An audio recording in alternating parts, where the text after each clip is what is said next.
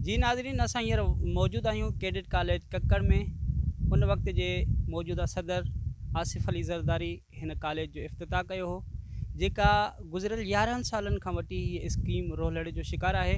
असां मुख़्तलिफ़ जॻहियुनि तां तव्हांखे इन रोलड़े जो शिकार जी जेका इमारत आहे उहा बि ॾेखारींदासीं ऐं कोशिशि कंदासीं त हितां जे सियासी समाजी ऐं ॿियनि माण्हुनि सां ॻाल्हि ॿोल कयूं त उन्हनि जो छा चवणु आहे। असांजे प्यारे रसूल अकरम सल्लल्लाहु अलैहि वसल्लम फरमायो आहे त इल्मु इंसान जी टीं अखि आहे। ही इल्म जो हिकिड़ो मीनार जेको खुलियो हुयो हिते, जेका हिन इलाइक़े खे रोशन करे हा, हिन इलाइक़े जे शागिर्दनि खे, हिन इलाइक़े वासियुनि खे इल्म जी रोशनी सां मुनवर करे हा। पर अफ़सोस सां चवणो थो पए त 11 सालनि खां वठी जिते इल्मु त न मिली सघियो आहे, पर हिन इलाइक़े वासी हिन इल्म जे दर्सगाह में कुझु अहिड़े क़िस्म जो कमु करे रहिया आहिनि। मां तव्हांखे ॾेखारींदो हलां त मुंहिंजे पोयां हीउ जेको ट्रैक्टर ॾिसी रहिया आहियो, ही इल्म जे हुन दर्सगाह में बीठल आहे जिते इल्म जी रोशनी सां ही इलाइक़ो मुनवर थिया।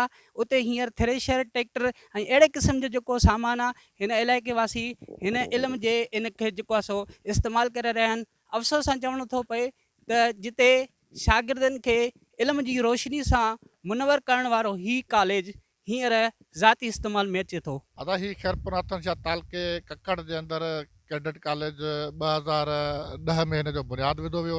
साबिक़ सदर आसिफ़ अली ज़रदारी विधो हुयो। जंहिंखां पोइ 10 साल गुज़रण बावजूदि कैडेट कॉलेज कक्कड़ जो कमु मुसलसल रोलण जो शिकार आहे।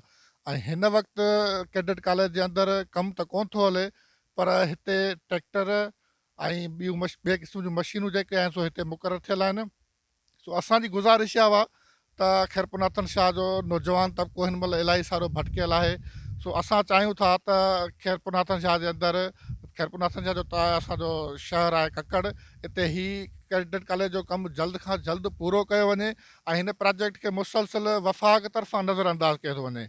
ऐं CM सिंध ऐं बिलावल भुट्टो ज़रदारी खे गुज़ारिश थो कयां त महिरबानी करे कैडेट कॉलेज कक्कड़ जे कम खे सुस्त रफ़्तारी खे छॾाए करे उन में कम में तेज़ी आंदी वञे, जीअं हितां जो नौजवान पढ़ी सघे, इल्मु पिराए सघे। जीअं त कक्कड़ कैडेट कॉलेज जो पीढ़ी जो पत्थर 2010 में रखियो वियो ऐं 2014 में उहो कंप्लीट थियणो हुयो, पर सुस्ती जे ठेकेदारनि जी सुस्ती जे करे या जेके बि इन जा आहिनि अॻुवान, उन जी सुस्ती जे करे अॼु ताईं इन कम खे 11 साल थी चुका आहिनि ऐं को बि कंप्लेन या कंप्लीट न आहे थियो।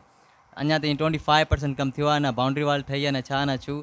असांजा ॿार हींअर बि एडमिशन वठण लाइ cadet college Larkana, cadet college Petaro पिया वञनि ऐं असांजा ॿार अञा ताईं इन आसिरे में वेठा आहिनि त जीअं कैडेट कॉलेज कक्कड़ कंप्लीट थिए त हिते उहे ॿार तालीम पढ़ाए सघनि। जीअं त कक्कड़ कॉलेज जो बुनियादु 2010 में रखियो वियो, जेको 2014 में कंप्लीट थियणो हुयो।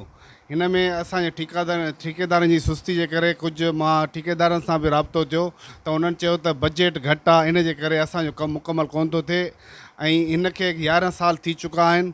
असांजा ॿार जेके इन्हनि एडमिशन वठण जे लाइ हिन महिल उहे पंहिंजे शहर खां कक्कड़ खां ॿाहिरि वञनि था, कराची, हैदराबाद ऐं ॿियनि दाख़िला वठनि था।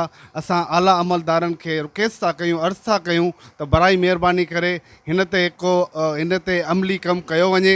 असां पंहिंजे MPS खे, MNS खे, असां वज़ीर आज़म खे ऐं असां पंहिंजे सिंध जे वज़ीर आला खे अर्ज़ु था कयूं, रिक्वेस्ट था कयूं, बराए महिरबानी कक्कड़ जे बारे में, कक्कड़ जी कैडेट जे बारे में कुझु सोचो वञे।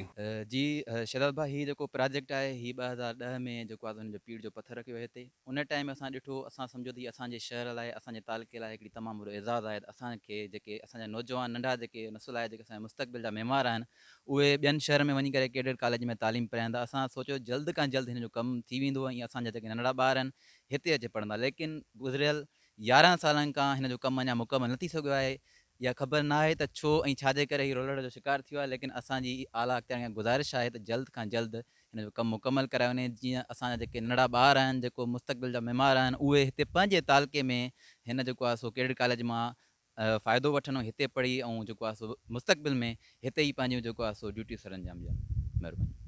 जी नाज़रीन, असां कोशिशि कईसीं त हिन इलाइक़े जे सिविल सोसाइटी जे माण्हुनि ऐं सियासी समाजी माण्हुनि सां हिन कैडेट कॉलेज जे बारे में कुझु इंटरव्यू वरितासीं। संदन जो चवणु हुयो त हे 11 सालनि खां जेको प्रोजेक्ट बंदि पियल आहे, असांजे नंढनि जी बेचैनी ख़तमु कई वञे ऐं हिन प्रोजेक्ट में जल्द मुकमिल कयो वञे त जीअं असां हिन इलाइक़े में हिन कॉलेज मां को इस्तफ़ादो हासिलु करे सघूं। शहज़ाद रज़ा, कैमरामैन अली रज़ा सां गॾु, Jacob news, Khairpur Nathan Shah.